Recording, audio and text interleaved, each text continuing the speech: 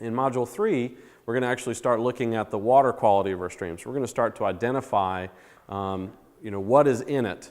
We're going to look at the macroinvertebrates. Well, I've always believed that the best way to determine if your stream is healthy is by seeing if there's anything alive in it, right? So we're going to look at the biological test first. We're going to look at some of the chemical tests.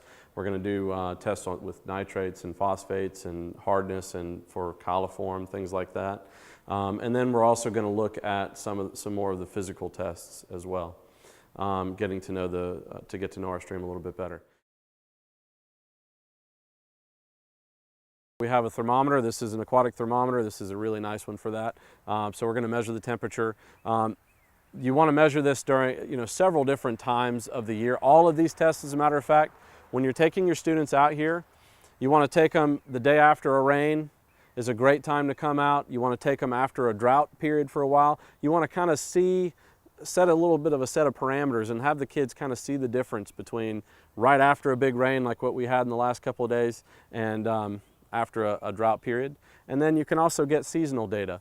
My kids have done this for years, so it keeps on getting better every single year. We can look at the difference in dissolved oxygen and other tests between winter and summer, where the coldest you would expect the highest DO during the winter and the lowest DO in the summer, and we can actually look at those tests and compare seasonal data and really get a really great overall picture of the stream every time we do it. It gets better and better. We're going to look at the clarity of our water today as well, and what I have here is sort of a homemade Secchi tube. That's S-E-C-C-H-I, and normally if you're in a lake setting you would use a Secchi disc, and the disc is basically a black and white pie. It's got black and white pie shapes marked on it in this little disc, and you lower it down until you cannot distinguish between the white and the black shapes on it anymore, and you just measure the length of the rope, and it's kind of like if you're flying in a plane and the captain says we have this visibility, this is what we're measuring with this. Now we can't lower a disc into a stream that's this shallow, so instead what we do is we made this Secchi tube, and at the bottom of the tube I've got a black and white disc right at the bottom of that there.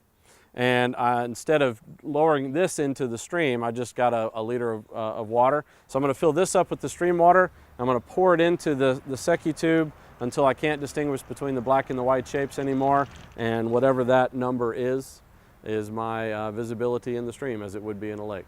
This is just a simple tube made out of the covers for the fluorescent bulbs that you get for your school. You can get this at any hardware store, and they're usually about 8 to 10 feet long, so you can get some really big ones and cut up a few at a time.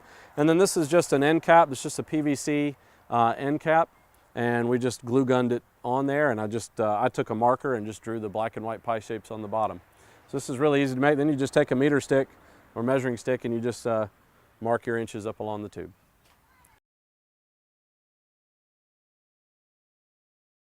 We're actually going to start looking at the quality, the overall health of our stream, and that'll kind of progress into Module 4, where we start to look at all of the different impacts and influences that could cause the numbers that the data that we collect today to be what they are. So today we're going to just do the data collection aspect of it. So we're going to start with the biological test, which is for macroinvertebrates.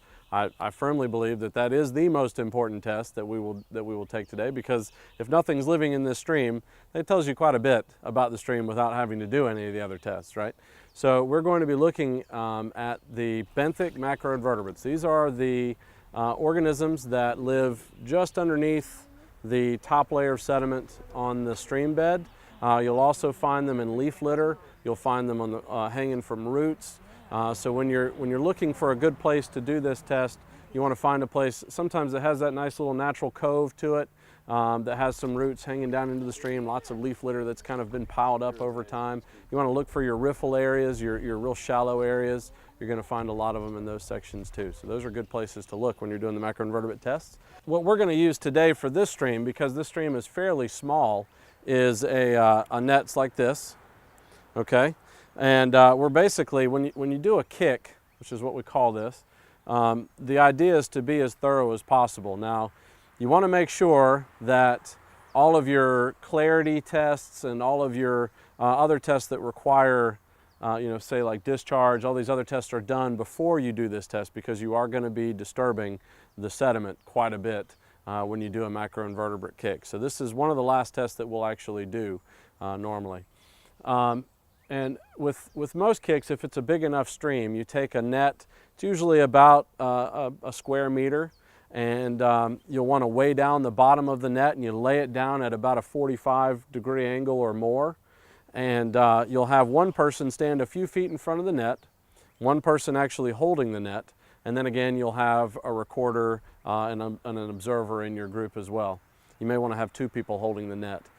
You'll obviously have the net so that you're catching the stream, so that the stream is flowing down into the net, obviously, because you want to actually catch these macroinvertebrates that we find. And the key here is being thorough. So again, you don't want to do this very often. This is not something that you want to do every day. This is something that you do on occasion to make sure that the life in the stream is doing well.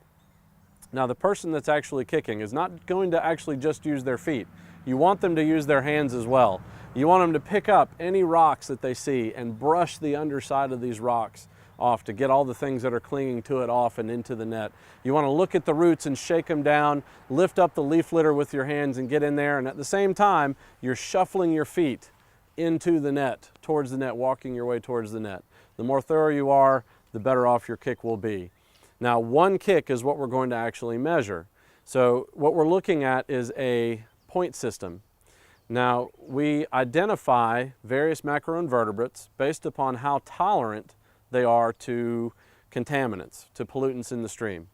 Now, if we give the macroinvertebrate a 1, it means that that's a fairly tolerant organism. And you're going to see things like crayfish and some aquatic worms, maybe some slugs, stuff like that, and they'll be given a 1 on here. A 2 is something that's a little bit more intolerant. So the stream, if you have a lot of 2s, you know the stream is still pretty good, pretty well off, but nothing too serious is wrong with it, in other words. And for 2s, you'll have things like, again, crayfish can be a 2. You'll see dragonfly nymphs could be a 2, maybe certain types of fly nymphs will be a 2 as well. And then if you're getting a 3, if you're assigning a 3, you're talking about some really intolerant species. And in this case, you're looking at things like damselflies, mayflies, stoneflies. A lot of your higher level, your 3s are going to be a lot of your fly nymphs, things like that. One of my favorite level 3 organisms is a hellgrammite. Kind of looks like a little tiny dragon. Little nasty looking critters, actually. They're great. So if you see those in your stream, you know you're doing well.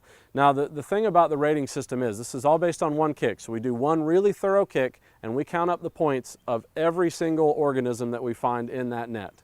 And what we're going to do is we're going to put some of the stream in some of these ice cube trays, and because we're obviously not trying to kill these things, we're just trying to count them. I love using ice cube trays because it's a great way to separate the macroinvertebrates, to identify them a little bit more easily with the white background.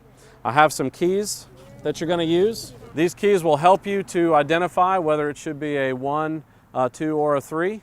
So you have, this side has the actual rating, and on this side you have a key to all the macroinvertebrate life that you might find in the stream at this time, and we've laminated these, so it's okay if you get them a little bit wet.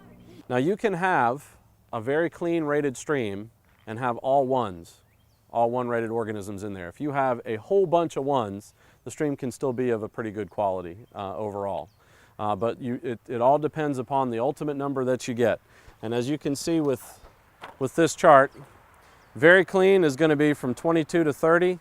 Clean is from 17 to 22, and if it's polluted, it's usually going to be 5 to 10, and if it's dead, it's going to be between 0 and 5. The next types of tests we're going to do are our chemical tests, and we're going to do a few different kinds here. We want to try and cover a decent number of parameters to get a pretty good overall picture of the stream.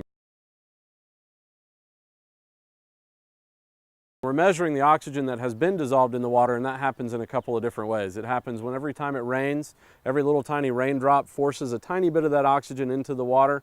The fact that the stream is moving in a riffle area, it goes over a little rock, it's going to capture a little pocket of air as it goes over that rock and force it into the water. So moving streams are usually going to have a higher dissolved oxygen than ones that are just sitting still. And then basically the other factor that affects dissolved oxygen is going to be temperature. The warmer the temperature, the more the dissolved oxygen is going to get forced out. The colder it is, the more the individual molecules will constrict. You'll have more space between the molecules for air to be. Okay, so we're going to measure dissolved oxygen. Probably the most important test. If your dissolved oxygen is 5 parts per million or higher, it can support or sustain a stream, an aquatic system. If it's less than 5, if it's between 2 and 4, it's going to be a highly stressed system, and you're going to find that the macroinvertebrates are going to be reddish, very sickly in color, maybe gray, red, things like that. And if it's less than 2 parts per million, you're looking at probably a dead stream. So dissolved oxygen is the first and probably most important chemical test that we will do. If we're going to do our dissolved oxygen today in some tablets, because of the time that it takes to do dissolved oxygen, they do have kits where the kids can be mad scientists and they can mix the chemicals in and shake it all up and make sure that, you know, and that's probably a little bit more accurate. But for our purposes in this stream, the test tablets will work pretty well. The next test we'll do is phosphates and nitrates. Phosphates and nitrates are nutrients that are necessary for plants to survive. Both of them come from animal wastes, fertilizers. Phosphate can come from the decomposition of bones, that as well. Nitrates can be fixed. You know, the nitrogen that you're breathing, 78% of the air you're breathing is nitrogen, but it's not usable to any of our plants. So it has to be fixed. So lightning can do that. Bacteria does it. On the roots of several different types of plants, legumes, things like that. And in an aquatic system, when you're looking at nitrates and phosphates, what they do, it's not a good thing for water. It's great for plants, not good for water. What they do is they cause algae blooms. Algae will grow really fast, and that means it'll also die really fast. And the bacteria will start to decompose that algae, and as they do that, they're going to consume that dissolved oxygen in that water. And this is a process known as eutrophication. So too many nutrients in the water, nitrates and phosphates, means that you're going to lose oxygen over time. This eutrophication will occur. The other thing that will happen is the plants will fill up. You know, you're going to have sediment, you're going to have plants that are going to kind of fill up the spaces, so you have less room for fish to lay their eggs. You're going to have a warmer temperature because more sediment, more plants will absorb sunlight more efficiently, and that's going to warm up the water, which again will also force dissolved oxygen out. So the second most important test in my mind are the nitrates and phosphates. And for that we're going to use these strips.